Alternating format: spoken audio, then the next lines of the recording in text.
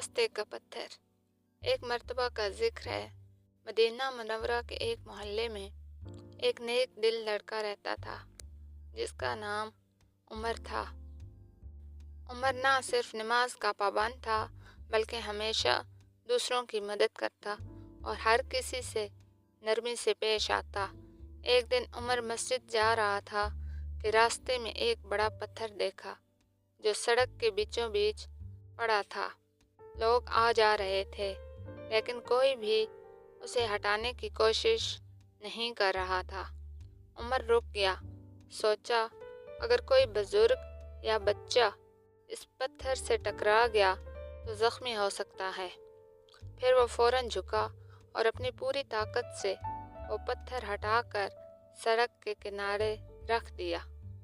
کچھ لوگوں نے دیکھا، کچھ نے سراہا، مگر عمر خاموشی سے مسجد کی طرف چل دیا۔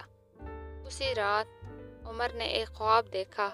خواب میں ایک نورانی شخصیت اس کے قریب آئی اور کہا، اے عمر، تم نے آج جو چھوٹا سا کام کیا ہے اللہ تعالیٰ نے اسے بہت پسند فرمایا۔ نبی کریم نے فرمایا ہے، راستے سے تکلیف دہ چیز ہٹا دینا صدقہ ہے۔ تمہارا یہ عمل اللہ کے ہاں مقبول ہو گیا ہے۔ عمر نے آنکھ کھولی تو اس کا دل خوشی سے بھر گیا۔ اس دن کے بعد عمر اور بھی زیادہ نیکی کے کام کرنے لگا اور سب کے لیے ایک مثال بن گیا۔ اخلاقی سبق: اللہ تعالیٰ ہر چھوٹے سے چھوٹے نیک عمل کو بھی دیکھتا ہے۔ راستے سے نقصان دہ چیز ہٹانا بھی نیکی ہے اور جو نیکی خلوص سے کی جائے وہ کبھی ضائع نہیں ہوتی۔